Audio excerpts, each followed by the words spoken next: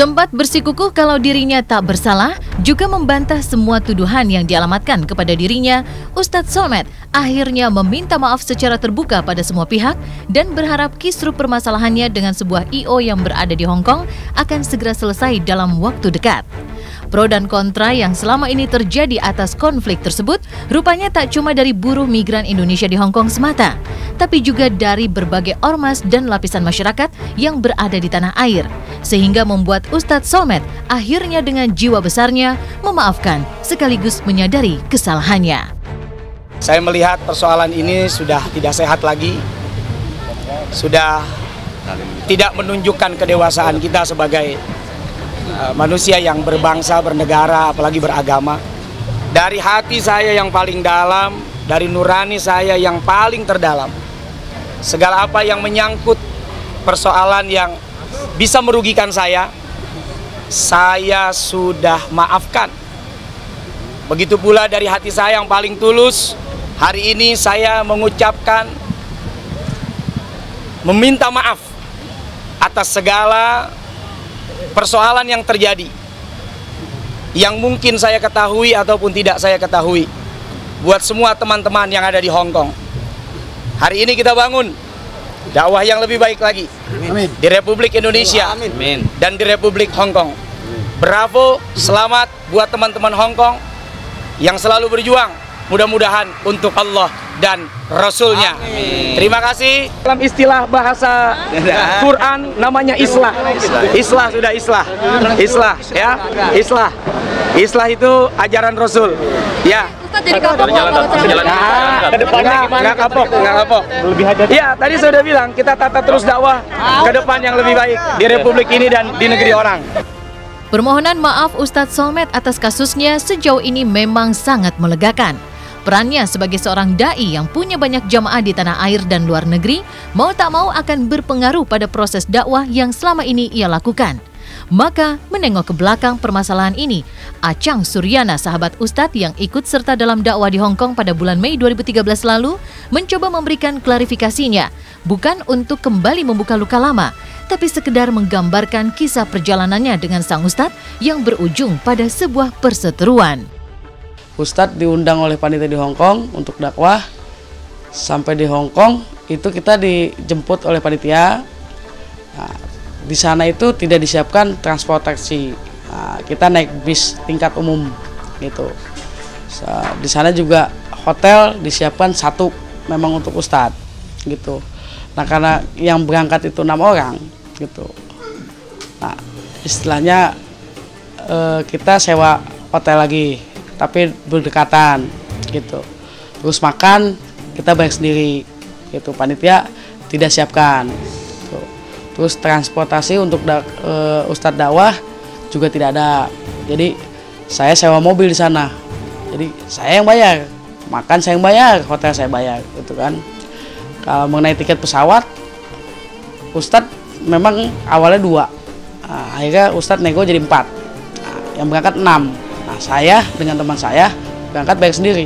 Total pengeluaran di Hong Kong memang istilahnya luar biasa lah gitu, mencapai angka puluhan juta.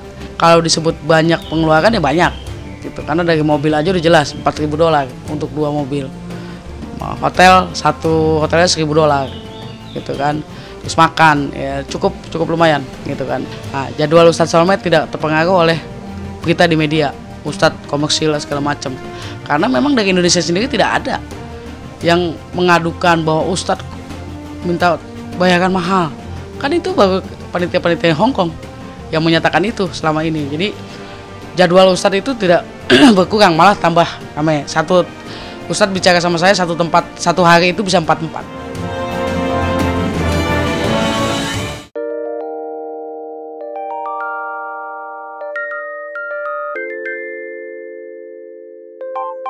Berbeda dari kisah Ustadz Solmed yang masih harus menyelesaikan kasusnya, Judika dan Duma Riris, pasangan kekasih yang tinggal menghitung hari menuju pelaminan, kini terus disibukkan dengan serangkaian persiapan menuju acara puncak di hari pernikahan mereka 31 Agustus 2013 mendatang. Serangkaian acara yang telah mereka susun, baik itu upacara adat maupun resepsi, semua hampir selesai dikerjakan, termasuk fitting baju pengantin untuk acara pemberkatan dan resepsi. Dengan konsep Rock and Princess, Duma dan Judika pun menjelaskan detail pakaian kebesaran mereka. Tak main-main, pasangan ini memilih kain dengan sentuhan ulos terbaik, dipadu warna yang mereka sesuaikan dengan konsep pernikahan mereka. Inilah yang saya sebut ulos puja yang kita mau angkat itu ya. Kita sama-sama sepakat mau diangkat ke ranah fashion ulos yang puja di Indonesia gitu. Pinusaan. Iya, pinusaan namanya. Pinusaan. Buat aku adalah rock gitu.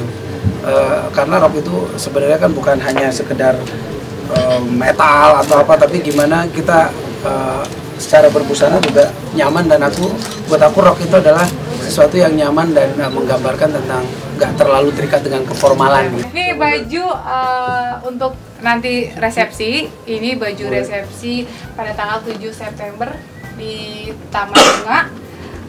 Ini baju yang pertama aku pakai waktu pas keluar, gitu ya. Warna ungu. Kenapa kita milih warna ungu? Karena memang temanya Rock and Princess itu adalah hitam, ungu, dan silver. Nah, akhirnya jadilah gaun seperti ini. Ini cukup berat dengan ada tenunan juga warna ungu, ya kan? Ini bisa dilihat di sini tenunan ungunya. Terus ada songket juga di sebelah sini warna ungu. Kebahagiaan Judika dan Duma Riris bukan saja terpancar saat mereka melakukan persiapan pernikahannya di Jakarta.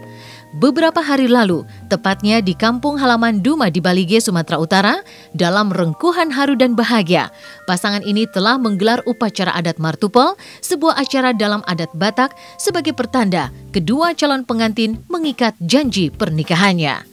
Kesakralan acara pun begitu terasa saat Duma dan Judika mengucapkan janji mereka disaksikan pendeta dan seluruh keluarga.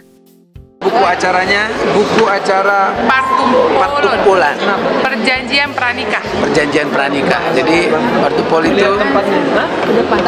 Martupol itu sebenarnya adalah janji nikah, perjanjian pranikah.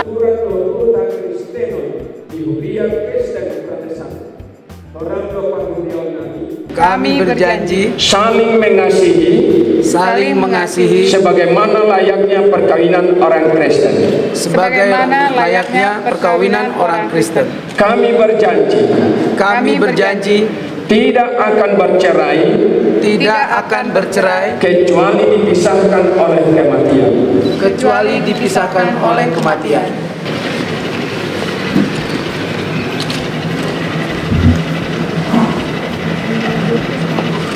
Waktu Martupol pas hari haknya itu, pas di gereja itu deg-degannya luar biasa. Sebelum-sebelumnya sih santai, tapi pas udah di depan gitu ngeliat, terus pas ditanya apa kamu berjanji, tuh semuanya bulu berdiri zer gitu. Jadi